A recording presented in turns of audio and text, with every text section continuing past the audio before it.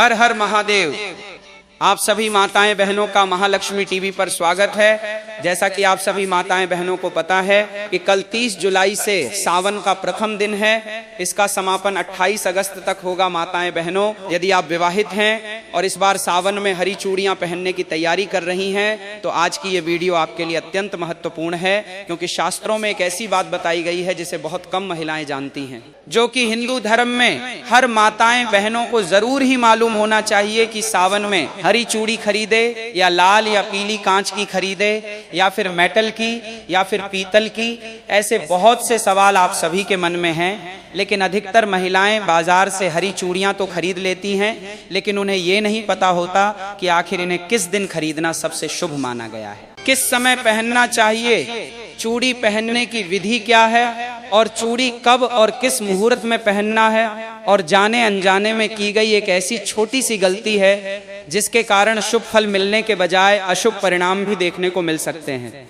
यही कारण है कि कई बार पूरी श्रद्धा से पूजा पाठ करने के बाद भी मनचाहा फल प्राप्त नहीं होता। तो सभी माता बहनों से मेरा निवेदन है कि आज की वीडियो आपके लिए ही बनाई गई है, तो सावन की इस वीडियो को पूरा देख लेना। अगर आज आपने इस वीडियो को छोड़ दिया तो मानो अपने साक्षात भगवान से और माता पार्वती के आशीर्वाद को छोड़कर जा रहे हैं, क्योंकि भक्तों, आज की इस वीडियो में हम विस्तार से जानेंगे सावन चूड़ियों का धार्मिक महत्व क्या है, इन्हें खरीदने का शुभ दिन कौन सा है, पहनने का सही समय क्या है, किन दिनों में भूलकर भी इन्हें नहीं खरीदना चाहिए, और आखिर क्यों मां पार्वती को अर्पित करके पहनी गई चूड़ियां विशेष रूप से शुभ मानी जाती हैं।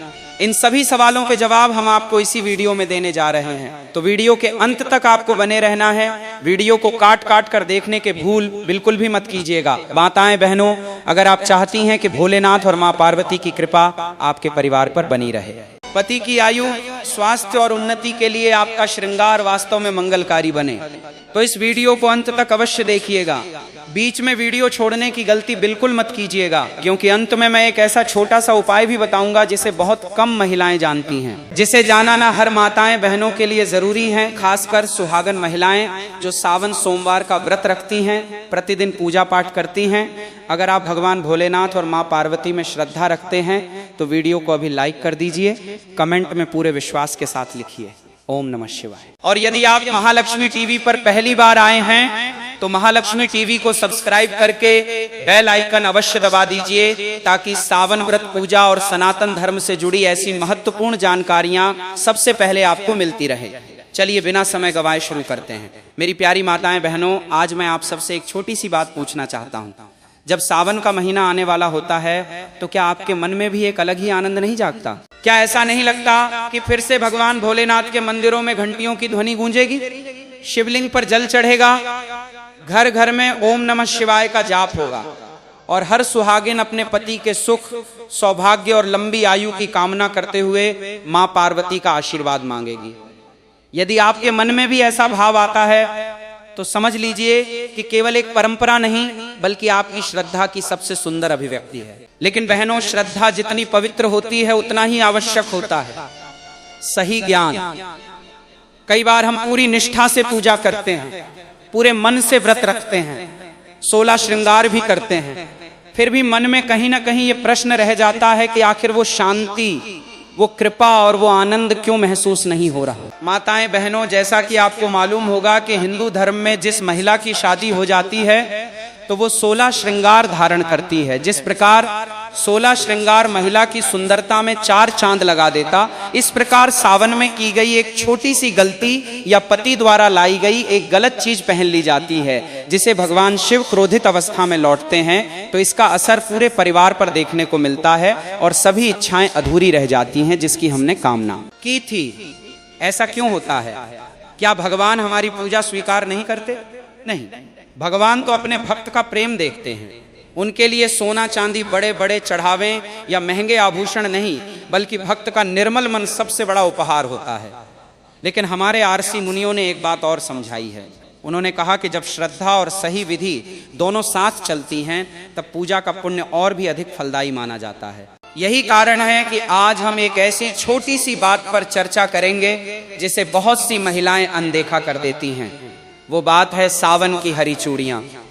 बहनों, आपको ये सुनकर आश्चर्य होगा कि हर साल हजारों महिलाएं पूरे उत्साह से हरी चूड़ियां खरीदती हैं, लेकिन उनमें से अधिकांश को ये पता ही नहीं होता कि इन्हें खरीदने का शुभ समय क्या माना जाता है, किस दिन पहनना उचित माना जाता है और पहनने से पहले कौन सा छोटा सा धार्मिक कार्य करना चाहिए।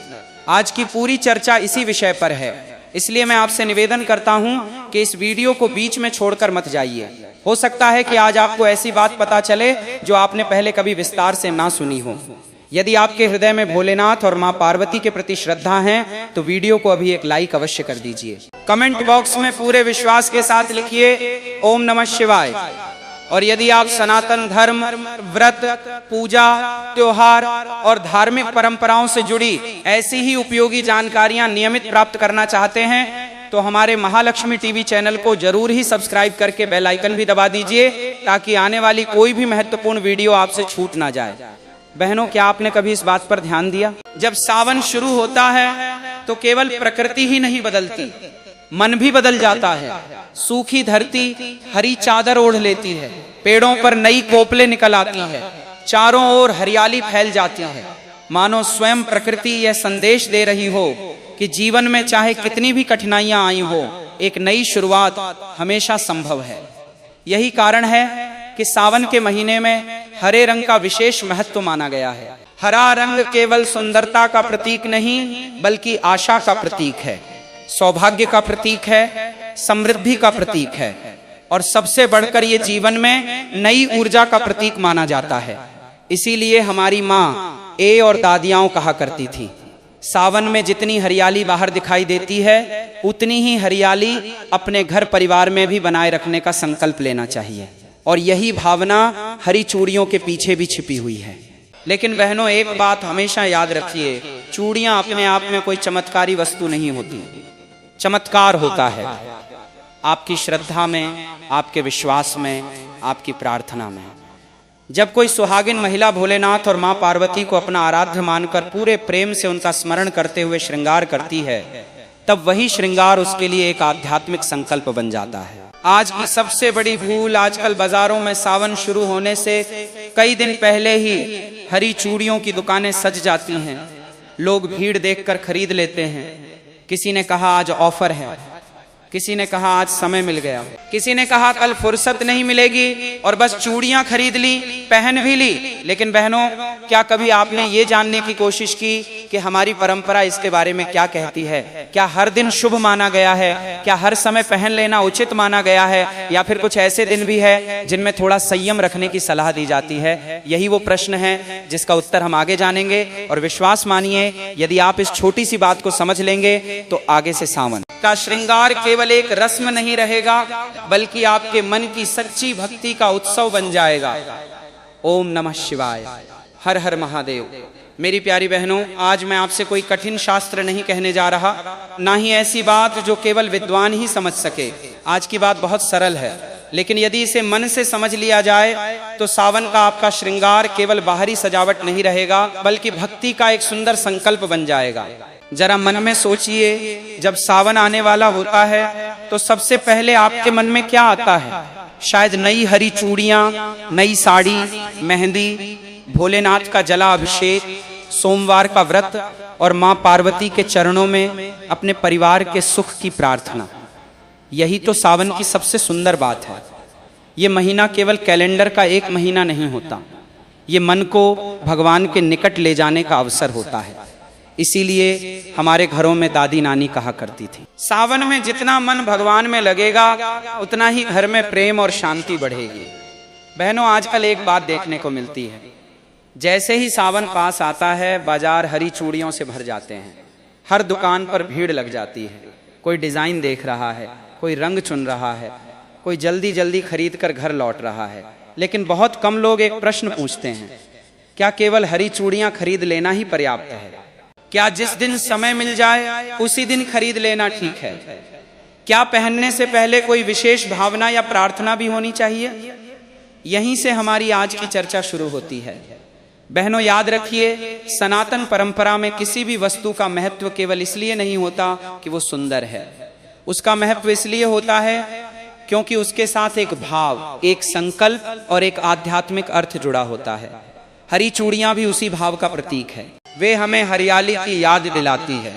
हरियाली केवल खेतों की नहीं, रिश्तों की भी होती है, घर की भी होती है, मन की भी होती है। जब मन सूख जाता है तो जीवन में आनंद कम होने लगता है। जब रिश्तों की हरियाली बनी रहती है तो कठिन समय भी सरल लगने लगता है। इसीलिए हमारे पूर्वजों ने सावन में हरे रंग को शुभता, आशा और मंगल का प्रतीक माना। लेकिन बहनों, एक बात हमेशा ध्यान रखिए, यदि कोई महिला ये सोच लें कि मैंने हरी चूड़ियां पहन ली, अब अपने आप सब ठीक हो जाएगा, तो ये समझ अधूरी है।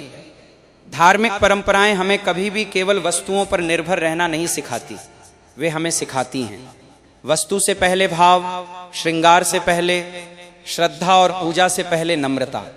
भोलेनाथ को बेलपत्र इसीलिए प्रिय नहीं कि वो दुर्लभ है, उन्हें वो प्रिय है जो प्रेम से अर्पित किया जाए। एक लोटा जल भी सच्चे मन से चढ़ाया जाए तो उसका महत्व बहुत बड़ा माना गया है।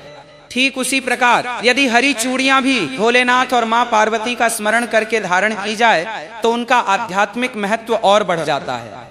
एक छोटी सी घटना, एक गांव में दो पड़ोसन रहती थी। दोनों हर साल सावन का व्रत रखती थी। दोनों हरी चूड़ियां भी पहनती थी। पहली महिला बाजार से चूड़ियां लाती, पहनती और अपने काम में लग जाती। दूसरी महिला भी वही करती थी, लेकिन एक छोटा सा अंतर था।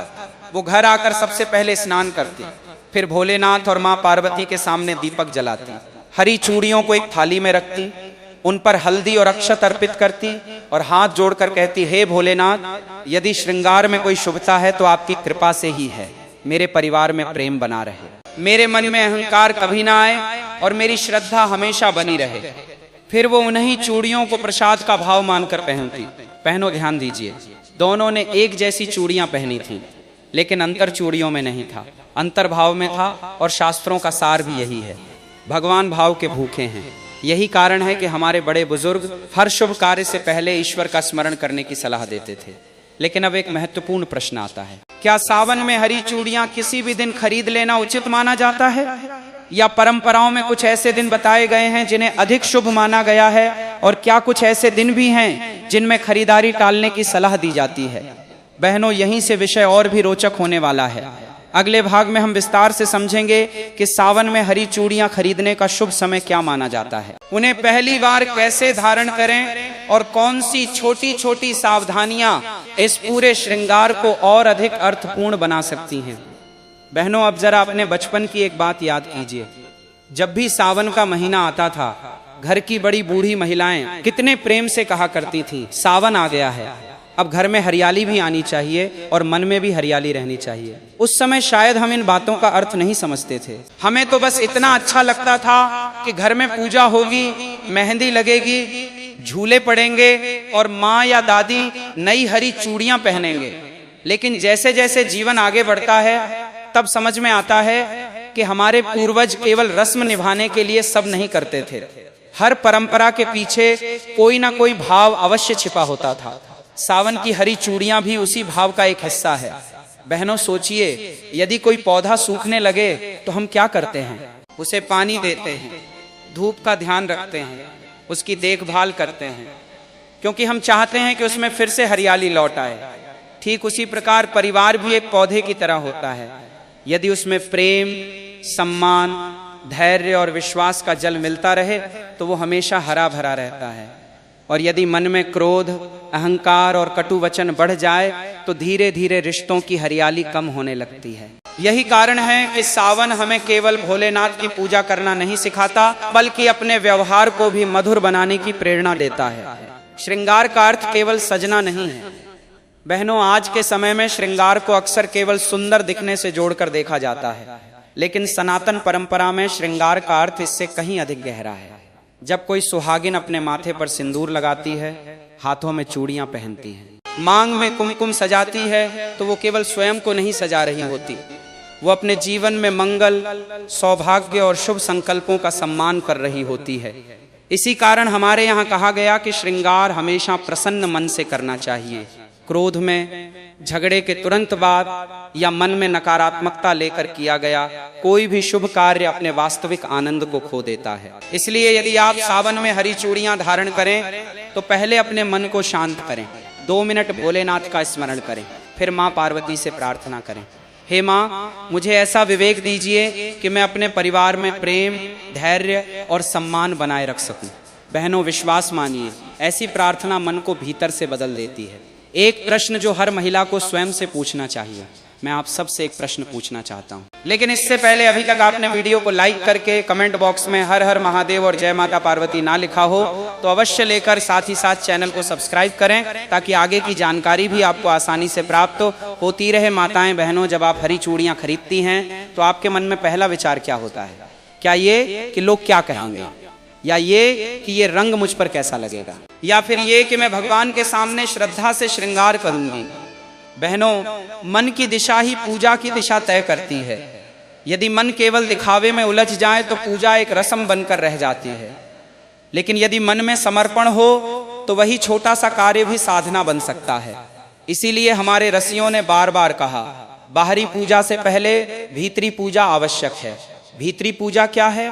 मन से ईर्ष्या कम करना, कटु वचन छोड़ना, घर में मधुरता बनाए रखना, बड़ों का सम्मान करना और भगवान पर विश्वास रखना।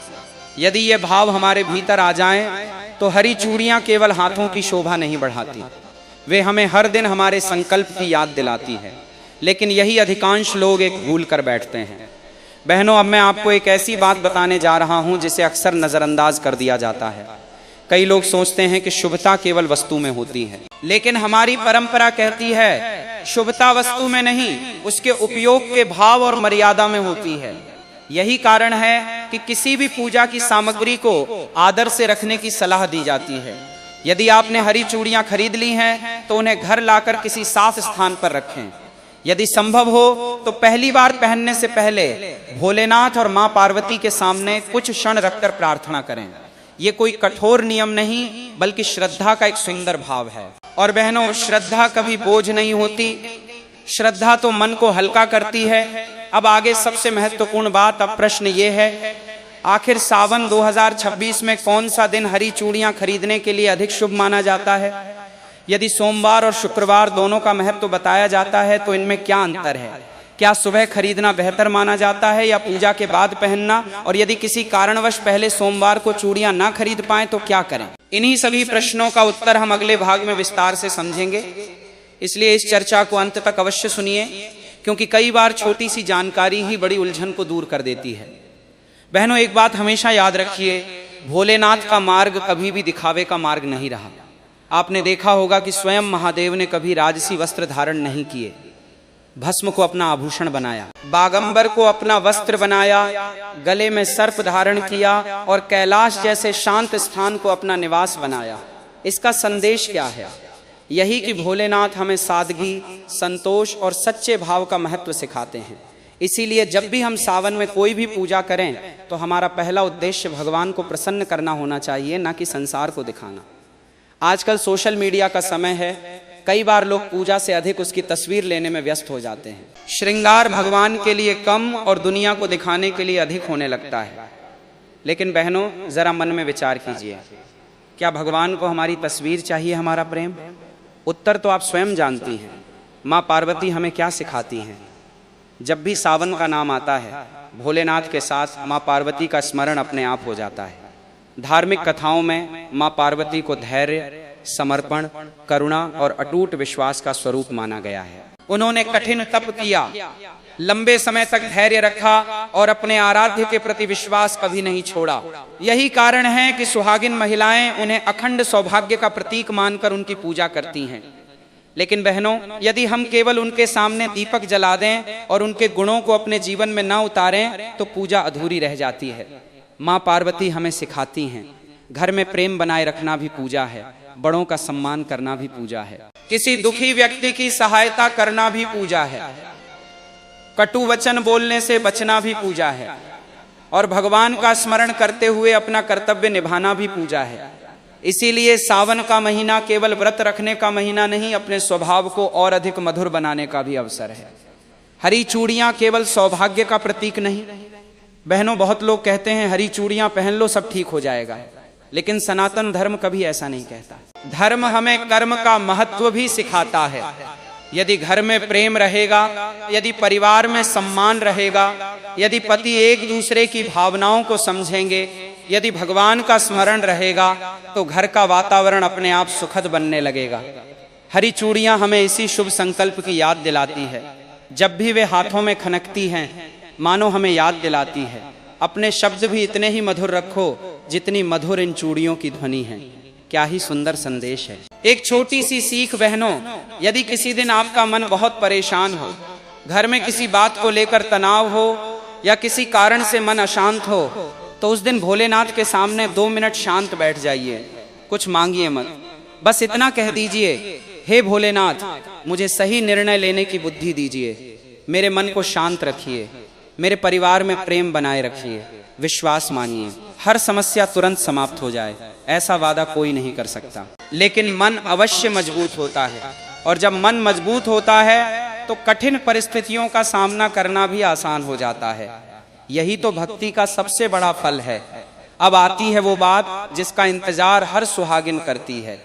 बहनों, अब तक हमने हरी चूड़ियों का भाव और महत्व समझा, लेकिन अब सबसे महत्वपूर्ण प्रश्न है, आखिर सावन 2026 में हरी चूड़ियां कब खरीदनी चाहिए? क्या पहले सोमवार, क्या पहला शुक्रवार, क्या कोई विशेष तिथि या सुबह का समय अधिक शुभ माना जाता है, या पूजा के बाद पहनना चाहिए? और यदि किसी कारणवश उस दिन खरीदना संभव ना हो तो क्या करें? इन्हीं सभी प्रश्नों का उत्तर हम भाग 2 में विस्तार से जानेंगे। वही हम ये भी समझेंगे कि पहली बार हरी चूड़ियां धारण करने से पहले भोलेनाथ और मां पार्वती के सामने किस प्रकार प्रार्थना की जा सकती है, ताकि ये श्रृंगार केवल परंपरा न रहकर एक श्रद्धापूर्ण संकल्प बन जाए। यदि अब तक की चर्चा आपको अच्छी लगी हो तो वीडियो को एक बार लाइक अवश्य करें, कमेंट में हर हर महादेव लिखकर अपनी श्रद्धा व्यक्त करें। और यदि आप चाहते हैं कि सनातन धर्म, व्रत, पूजा और त्योहारों से जुड़ी ऐसी ही सरल और संतुलित जानकारी आपको नियमित मिलती रहे, तो हमारे महालक्ष्मी टीवी को सब्सक्राइब करना ना भूलें। ओम नमः शिवाय।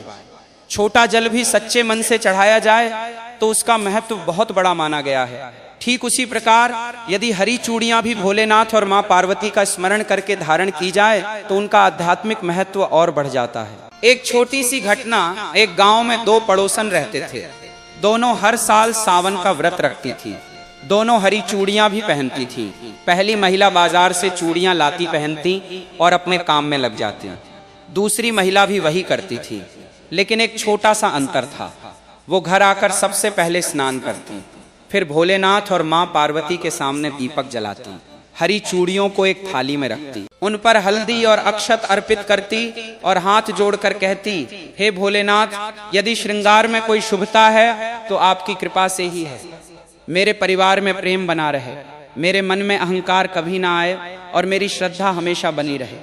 फिर वो उन्हीं चूड़ियों को प्रसाद का भाव मानकर पहनती। पहनो, ध्यान दीजिए, दोनों ने एक जैसी चूड़ियां पहनी थी, लेकिन अंतर चूड़ियों में नहीं था, अंतर भाव में था। और शास्त्रों का सार भी यही है, भगवान भाव के भूखे हैं। यही कारण है कि हमारे बड़े बुजुर्ग हर शुभ कार्य से पहले ईश्वर का स्मरण करने की सलाह देते थे। लेकिन अब एक महत्वपूर्ण प्रश्न आता है, क्या सावन में हरी चूड़ियां किसी भी दिन खरीद लेना उचित माना जाता है, या परंपराओं में कुछ ऐसे दिन बताए गए हैं जिन्हें अधिक शुभम माना गया है, और क्या कुछ ऐसे दिन भी हैं जिनमें खरीदारी टालने की सलाह दी जाती है? बहनों, यहीं से विषय और भी रोचक होने वाला है। अगले भाग में हम विस्तार से समझेंगे कि सावन में हरी चूड़ियां खरीदने का शुभ समय क्या माना जाता है, उन्हें पहली बार कैसे धारण करें, और कौन सी छोटी छोटी सावधानियां इस पूरे श्रृंगार को और अधिक अर्थपूर्ण बना सकती हैं। बहनों, अब जरा अपने बचपन की एक बात याद कीजिए। जब भी सावन का महीना आता था, घर की बड़ी बूढ़ी महिलाएं कितने प्रेम से कहा करती थी, सावन आ गया है। अब घर में हरियाली भी आनी चाहिए और मन में भी हरियाली रहनी चाहिए। उस समय शायद हम इन बातों का अर्थ नहीं समझते थे। हमें तो बस इतना अच्छा लगता था कि घर में पूजा होगी, मेहंदी लगेगी, झूले पड़ेंगे और माँ या दादी नई हरी चूड़ियां पहनेंगे। लेकिन जैसे जैसे जीवन आगे बढ़ता है तब समझ में आता है कि हमारे पूर्वज केवल रस्म निभाने के लिए सब नहीं करते थे। हर परंपरा के पीछे कोई ना कोई भाव अवश्य छिपा होता था। सावन की हरी चूड़ियां भी उसी भाव का एक हिस्सा है। बहनों, सोचिए, यदि कोई पौधा सूखने लगे तो हम क्या करते हैं? उसे पानी देते हैं, धूप का ध्यान रखते हैं, उसकी देखभाल करते हैं, क्योंकि हम चाहते हैं कि उसमें फिर से हरियाली लौट आए। ठीक उसी प्रकार परिवार भी एक पौधे की तरह होता है। यदि उसमें प्रेम, सम्मान, धैर्य और विश्वास का जल मिलता रहे तो वो हमेशा हरा भरा रहता है। और यदि मन में क्रोध, अहंकार और कटु वचन बढ़ जाए तो धीरे धीरे रिश्तों की हरियाली कम होने लगती है। यही कारण है कि सावन हमें केवल भोलेनाथ की पूजा करना नहीं सिखाता, बल्कि अपने व्यवहार को भी मधुर बनाने की प्रेरणा देता है। श्रृंगार का अर्थ केवल सजना नहीं है। तो बहनों, याद रखिए कि सावन में हरी चूड़ी केवल एक आभूषण नहीं, बल्कि सुहाग, सौभाग्य और भगवान शिव पार्वती की कृपा का प्रतीक मानी जाती है। इसलिए इसे सही शुभ मुहूर्त और श्रद्धा के साथ धारण करना अधिक शुभ माना जाता है। सच्ची श्रद्धा, पवित्र मन और भगवान पर अटूट विश्वास के साथ किया गया हर शुभ कार्य जीवन में सकारात्मक फल लेकर आता है। अगर आपको आज की ये जानकारी उपयोगी लगी हो तो इस वीडियो को ज्यादा से ज्यादा लाइक और शेयर करें, ताकि ये महत्वपूर्ण जानकारी हर बहन और हर परिवार तक पहुंच सके। और अगर आपने अभी तक महालक्ष्मी टीवी चैनल को सब्सक्राइब नहीं किया है तो अभी लाल रंग के सब्सक्राइब बटन को दबाकर हमारे परिवार का हिस्सा बन जाइए, क्योंकि यहाँ आपको धर्म, व्रत, त्योहार, पूजा विधि और सनातन परंपरा से जुड़ी ऐसी ही महत्वपूर्ण और विश्वसनीय जानकारियां सबसे पहले मिलती हैं। अब कमेंट बॉक्स में श्रद्धा के साथ तह नमः शिवाय या हर हर महादेव अवश्य लिखें। भगवान शिव और माता पार्वती की कृपा आप और आपके पूरे परिवार पर सदैव बनी रहे। मिलते हैं अगली दिव्य और महत्वपूर्ण जानकारी के साथ। तब तक के लिए जय भोलेनाथ, हर हर महादेव।